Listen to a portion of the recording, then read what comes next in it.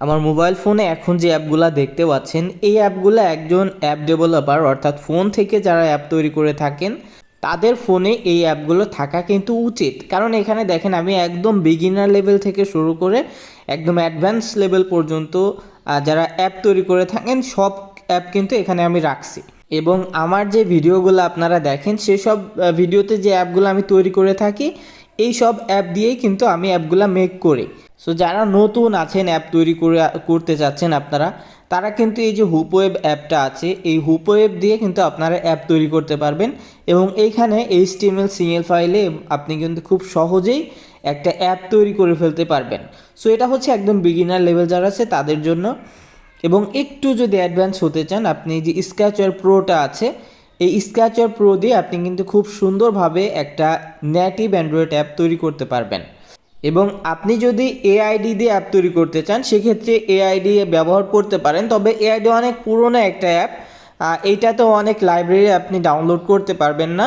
So এখন এই মুহূর্তে আপনি এআইডি ব্যবহার না করাই বেটার। যদি আপনার ফোন লো কনফিগারেশন হয় তাহলে আপনি এআইডি ব্যবহার করতে পারেন।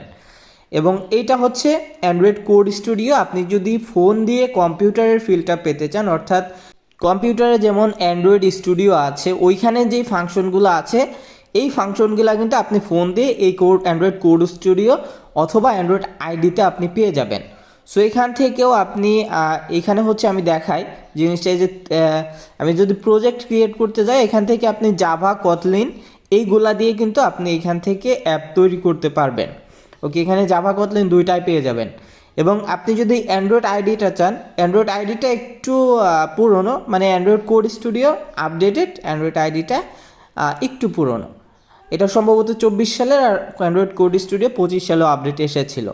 ওকে, সো অ্যান্ড্রয়েড কোড স্টুডিওটা কিন্তু লেটেস্ট আছে। আপনার ফোনের কনফিগারেশন যদি ভালো থাকে তাহলে আপনি ওইটা ইউজ করতে পারবেন।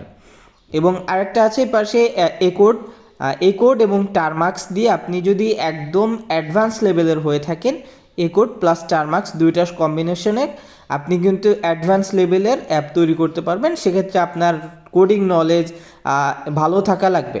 সো আমরা যেহেতু এআই দিয়ে অ্যাপ তৈরি করে থাকি, মানে কোড লেখায় এআই দিয়ে, সো আমাদের কোডিং নলেজ যতটা ভালো না। সো আমরা যেটা করব, আমরা অ্যান্ড্রয়েড কোড স্টুডিও দিয়ে অ্যাপ তৈরি করব। সো এখন কথা হচ্ছে অ্যান্ড্রয়েড কোড স্টুডিও আপনি পাবেন কোথায়? এটা ডাউনলোড করার জন্য আপনাকে চলে যেতে হবে গুগল ক্রোম ব্রাউজারে এসে আপনি এখানে লিখবেন, দেখেন আমার এখানে এটা ওপেন করাই আছে। এখানে যেটা লিখতে হবে সেটা হচ্ছে আপনি জাস্ট লিখবেন অ্যান্ড্রয়েড কোড স্টুডিও। এখানে লিখবেন অ্যান্ড্রয়েড কোড স্টুডিও, এইটা লিখে আপনি এখান থেকে সার্চ করে দেবেন। সার্চ করার পরে দেখেন আমার এখানে উপরেই দেখাচ্ছে গিটহাবের যেই পেজটা আছে, গিটহাব থেকে আপনাকে ডাউনলোড করতে হবে।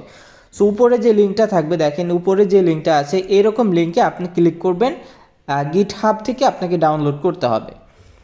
সো এখান থেকে আপনি একটু স্ক্রল করে নিচে আসবেন, এখানে দেখেন অ্যান্ড্রয়েড কোড স্টুডিওর যে লোগোটা আছে, অ্যাপের আইকনটা আছে সেটা এখানে দেখা যাচ্ছে। এখান থেকে আরেকটু স্ক্রল করে আপনাকে নিচে আসতে হবে, অ্যাপটা পাওয়ার জন্য একটু নিচে আসতে হবে।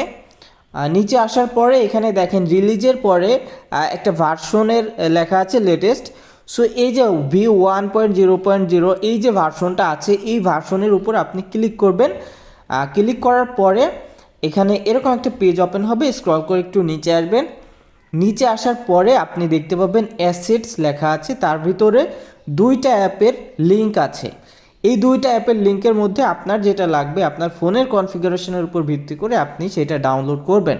সো আমার লাগবে হচ্ছে উপরেরটা, উপরের যেমন আছে ARM64, এইটা হচ্ছে আমার ফোনের কনফিগারেশনের সাথে ম্যাচ করবে। সো আমি এইখান থেকে এটা ডাউনলোড করব। যদি ডাউনলোড করতে চাই সেজন্য ওই লিঙ্কের উপর ক্লিক করলে আপনার ফোনে অটোমেটিক ডাউনলোড শুরু হয়ে যাবে। সো আমার ডাউনলোড করা আছে, তাও আমি লিঙ্কের উপর ক্লিক করে আপনাদেরকে দেখাচ্ছি। সো দেখেন আমি লিঙ্কের উপর ক্লিক করলাম।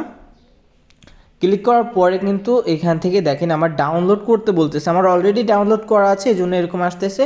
যদি ডাউনলোড করা না থাকতো অটোমেটিক ডাউনলোড শুরু হয়ে যেত। সো আপনাদেরকে দেখানোর জন্য আমি ডাউনলোডে ক্লিক করলাম।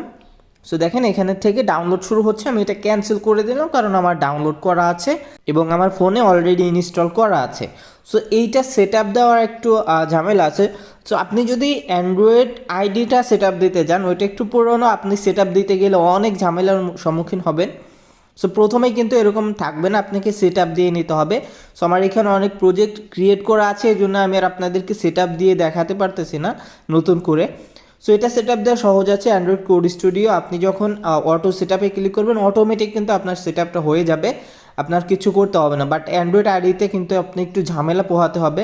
অ্যান্ড্রয়েড আইডি আপনি যদি সেট আপে প্রবলেম হয়, আপনি অ্যান্ড্রয়েড কোড স্টুডিও ব্যবহার করতে পারেন।